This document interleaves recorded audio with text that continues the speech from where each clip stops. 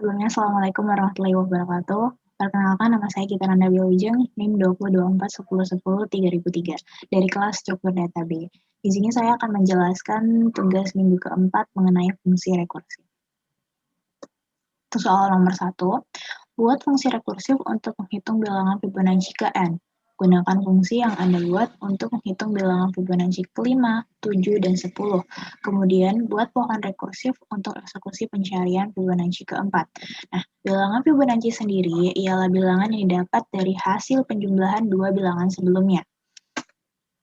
Nah, untuk menghitung bilangan tersebut, kita menggunakan fungsi rekursif.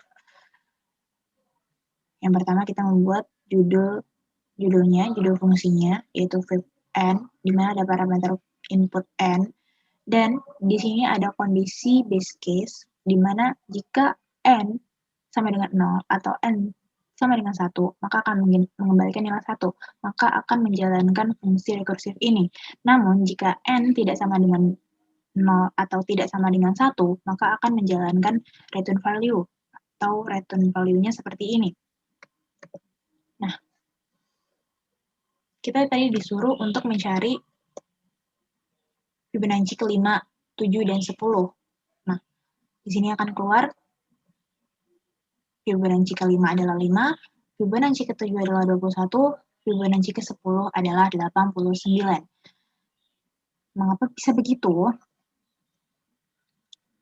Untuk membuktikannya, kita membuat pohon rekursif untuk mengeksekusi bilangan. Diberikan contoh Fibonacci ke-4. Nah, untuk mencari Fibonacci ke-4, kita membutuhkan Fibonacci ke-3 ditambah Fibonacci ke-2. Di mana disebutkan tadi, untuk mencari Fibonacci, kita mendapatkan dari hasil jumlah dua bilangan sebelumnya. Seperti 4 tadi, Fibonacci ke-4 berarti 4 dikurangi 1 ditambah Fibonacci 4 dikurangi 2. Maka, Fibonacci 3 ditambah Fibonacci 2. Nah, kemudian ini diproses. Untuk mencari Fibonacci ke-3, kita membutuhkan Fibonacci ke-2 dan Fibonacci 1. Nah, itu diproses lagi. Kemudian kita membutuhkan Fibonacci ke-2, yaitu didapat dari Fibonacci pertama, Fibonacci 1 ditambah Fibonacci 0. Kemudian diproses, kita mengetahui Fibonacci 1 itu ialah 1. Nah, di sini Fibonacci 1 adalah 1, kemudian dieksekusi. Kita mencari Fibonacci kedua. Fibonacci kedua tadi didapat dari Fibonacci 1 ditambah Fibonacci 0. Fibonacci 1 itu 1 dan Fibonacci 0 itu 0, maka hasilnya Fibonacci 2 ialah 1. Kemudian dieksekusi lagi untuk mencari Fibonacci ketiga. Fibonacci ketiga didapat dari Fibonacci kedua ditambah Fibonacci ke-1. Fibonacci kedua tadi hasilnya 1, kemudian Fibonacci ke-1 adalah 1. Dan didapat hasil dari Fibonacci ketiga adalah 2. Kemudian kita eksekusi lagi untuk mencari nilai akhir, yaitu Fibonacci ke-4. Fibonacci 4 didapat dari Fibonacci ketiga ditambah Fibonacci kedua. Fibonacci ketiga tadi hasilnya 2, kemudian Fibonacci 2 hasilnya 1, maka didapat hasil Fibonacci 4 adalah 3. Kemudian soal nomor 2. Buat fungsi rekursif untuk mengecek apakah sebuah list bilangan integer merupakan palindrom atau bukan. Gunakan fungsi yang Anda buat untuk memeriksa list berikut apakah palindrom. Listnya nilai bilangan 1, 2, 3, 4, 4, 3, 2, 1. Kemudian membuat pohon rekursif untuk mengeksekusi pengecekan list berikut ini. Nah, untuk jawaban soal nomor 2, di sini dijelaskan true ialah palindrom atau bilangan itu adalah palindrom. Namun jika false, itu nilainya berarti bukan palindrom. Nah, di sini diberikan fungsi rekursifnya. Pertama kita membuat judulnya dan parameter input W. Nah, di sini ada kondisi base case-nya, di mana akan menjalankan fungsi rekursifnya jika mencapai nilai true, nilai benar. Kemudian jika tidak, kita menjalankan return value ini. Untuk mengecek bilangan palindrom, kita menggunakan operasi seperti ini. Nah, namun, jika bilangan tersebut bukan palindrom, maka akan mengembalikan nilai false atau salah. Nah, di sini diberikan list sebuah bilangan 1, 2, 3, 4, 4, 3, 2, 1, di mana outputnya muncul true. Berarti bilangan berikut ini merupakan bilangan palindrom. Nah, untuk membuktikannya, kita menggunakan pola rekursif untuk mengeksekusi pengecekan list ini merupakan palindrom atau bukan. Nah, yang pertama, 1, 2, 3, 4, 4, 3, 2, 1. Ini merupakan bilangannya. Kita proses apakah bilangan ini merupakan palindrom atau bukan. Yang pertama, ketahui dari indeks ke-1 dan min-1, yaitu di awal dan di akhir. Apakah sama? Jika sama, maka akan diproses. Seperti ini. Kemudian kita ulangi lagi. Jika indeks ke-1 dan indeks min-1 ini sama, berarti kita proses lagi. Kemudian jika indeks 1 dan min-1 ini sama lagi, maka akan diproses lagi menjadi nilai akhirnya seperti ini. Jika sudah sama seperti ini, maka bilangan list ini merupakan palindrom. Untuk soal nomor 3. Ada sebuah ADT, antrian bank, yang diberikan data panggil yang bilangan lebih dari 0, yang mempersetikan nomor yang saat ini dilayani kasir, kemudian data antrian, bilangan lebih dari 0 yang mempersetikan nomor nasabah terakhir yang mengambil nomor antrian. Untuk operasinya, ada 4 operasi, yaitu panggil, untuk menaikkan nilai panggil sebanyak 1. Nah, bila sebelum operasi ini dieksekusi nilai panggil sama dengan nilai antrian, maka panggil tidak diinkremen atau tidak dipanggil. Kemudian, operasi up antrian, yaitu menaikkan nilai antrian sebanyak 1. Jika ada nasabah bank atau seseorang mengambil antrian, maka akan memberikan nilai 1 kepada nilai antrian tersebut. Nah, kemudian reset untuk memberi nilai 0 pada panggil dan antrian. Nah, kemudian ada operasi get panggil dan get antrian. Itu mengembalikan nilai panggil saat ini. Untuk mengimplementasikan ADT tersebut menjadi struktur data, kita mensimulasikan kejadian berikut ini. Nah, untuk menjalankan ADT tersebut, kita membutuhkan kelas antrian bank. Nah, di sini kita membuat konstruktornya, yaitu def init dengan parameter self dengan nilai awal dengan parameter self panggil bernilai awal 0, antrian bernilai awal 0. Kemudian kita membuat self. Fungsinya untuk menyimpan data panggil ini dan data antrian ini ke dalam self. Kemudian untuk menjalankan operasi tadi, operasi yang ini, panggil, antrian, get panggil, dan get antrian, kita menggunakan fungsi seperti ini untuk menjalankan operasinya. Yang pertama ada def panggil, yaitu jika panggil tadi bernilai sama dengan antrian, maka antriannya tidak ada. Ketika nasabah dipanggil, maka antriannya tidak ada. Namun, jika nilai panggil dan antrian tidak sama, maka nilai panggilnya bertambah 1. Dan nasabah dipanggil, serta nasabah telah dilayani. Nasabah keberapa telah dilayani. Nah, untuk operasi yang kedua, ada antrian. Ini untuk menaikkan nilai antrian sebanyak 1.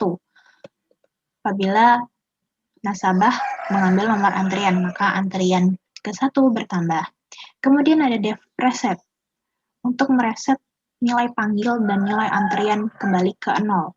Nah, kemudian ada operasi get panggil dan get antrian. Fungsinya untuk mengembalikan nilai panggil dan antrian. Kemudian untuk mengimplementasikan kelas antrian bank tersebut, kita membutuhkan variabel baru. Kita membuat variabel bank untuk mengimplementasikannya. Kemudian kita print kondisi pada antrian bank seperti ini. Nah, tadi disebutkan pada kejadian pertama, satu nasabah mengambil nomor antrian sampai 3 kali. Nah, kita cukup memanggilnya dengan bank.up antrian sampai 3 kali. Kenapa ada get antrian? Kita juga akan mengembalikan nilai antrian tersebut. Maka di sini juga dipanggil get antrian. Kemudian, untuk kejadian berikutnya ada satu nasabah dipanggil. Nah, satu nasabah dilayani, maka kita memanggil apanggil.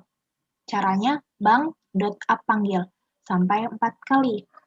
Kemudian berikutnya diulangi lagi.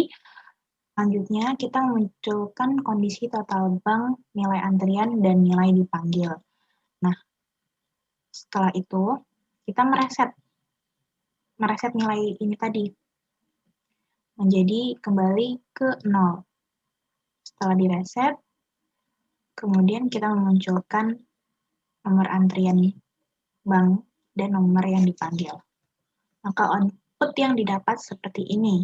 Kondisi yang pertama tadi, terus kondisi yang kedua, terus kondisi ketiga, dan seterusnya. Nah, di sini tadi ada satu nasabah dipanggil, namun antriannya tidak ada. Maka tadi nilai antrian itu sama dengan nilai dipanggil. Jadi, outputnya mengeluarkan antrian tidak ada. Nah, untuk totalnya antriannya tadi 4 dan dipanggilnya 4. Nomor antriannya kemudian direset menjadi antriannya 0, dan nilai dipanggilnya juga 0. Selanjutnya, soal nomor 4. Ada ADT berupa titik 2D yang diberikan data berupa X dan Y, di mana X adalah bilangan yang mempresentasikan koordinat X sebuah titik, dan Y bilangan yang merepresentasikan koordinat Y sebuah titik. Dengan beberapa operasi seperti berikut, yaitu geser horizontal, yaitu menggeser titik secara horizontal sejauh dx, boleh ke kiri atau ke kanan. Geser vertikal, yaitu menggeser titik secara vertikal sejauh dy, boleh ke atas atau ke bawah. Kemudian ada operasi hitung jarak atau titik lain, menerima inputan titik lain yang juga bertipe titik 2D, kemudian menghitung jarak antara titik ini dengan titik lain. Kemudian ada operasi get X dan get Y, yaitu mengembalikan nilai X dan nilai Y. Untuk soalnya, kita implementasikan ADT titik 2D menjadi struktur data dengan mensimulasikan kejadian berikut ini.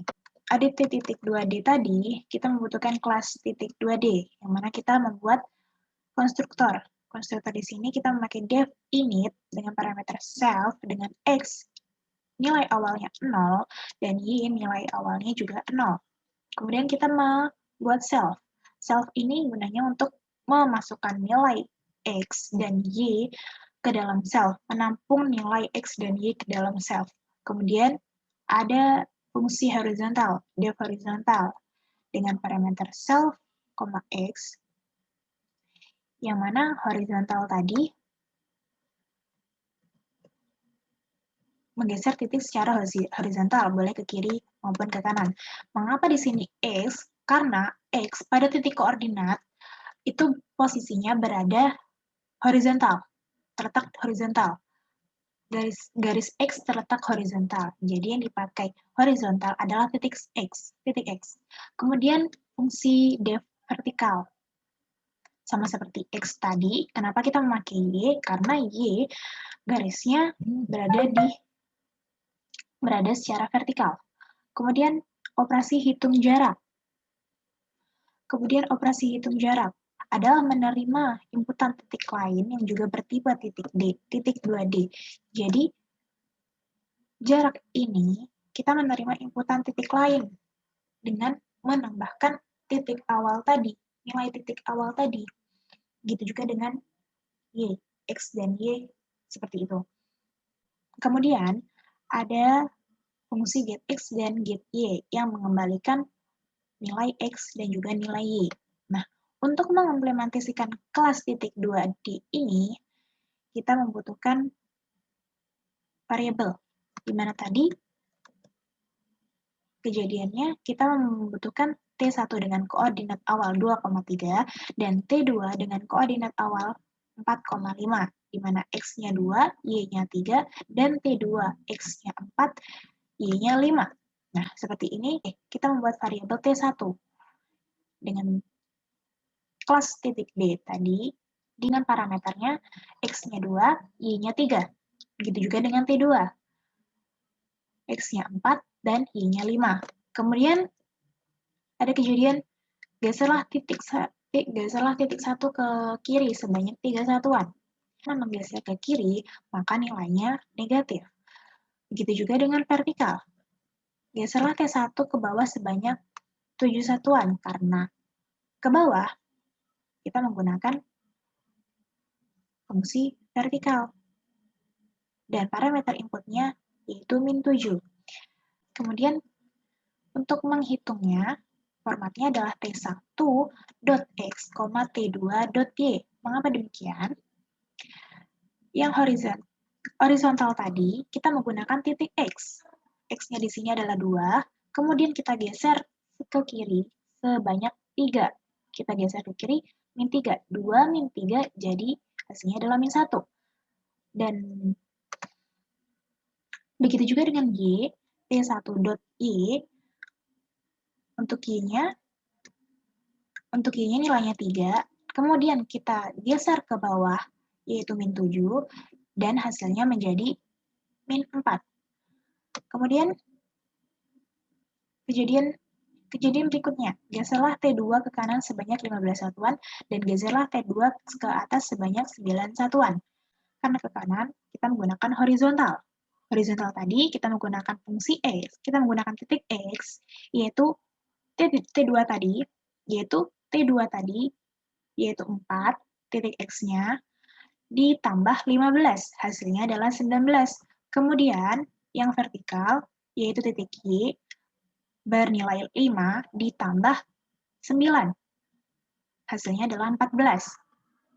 Jadi, koordinat T2 saat ini adalah 19,14.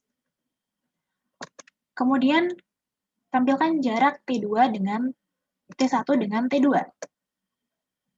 Nah, untuk menghitung jarak, kita memakai fungsi rekursif tadi ini. Kita memanggilnya dengan T1 dot hitung jarak dengan parameter T2 dot X, T2 dot Y. T2 dot X, T2 dot Y tadi sudah diketahui bernilai 19,14. Nah, di sini self dot X plus X dan self dot Y plus Y sudah diketahui yaitu T1 dot X dan T1 dot Y. Yaitu ini hasilnya, -1, -4. Jadi jarak T1 dan T2 adalah menambahkan hasil koordinat ini ditambah hasil koordinat yang ini. Maka diperoleh jarak T1 dan T2 adalah 18,8. Maka jarak T1 dan T2 adalah 18,10. 18 ini didapat dari -1 ditambah 19. Begitu juga dengan 10. 10 didapat dari -4 ditambah 14. Sekian dari saya, kurang lebihnya saya minta maaf. Wassalamualaikum warahmatullahi wabarakatuh.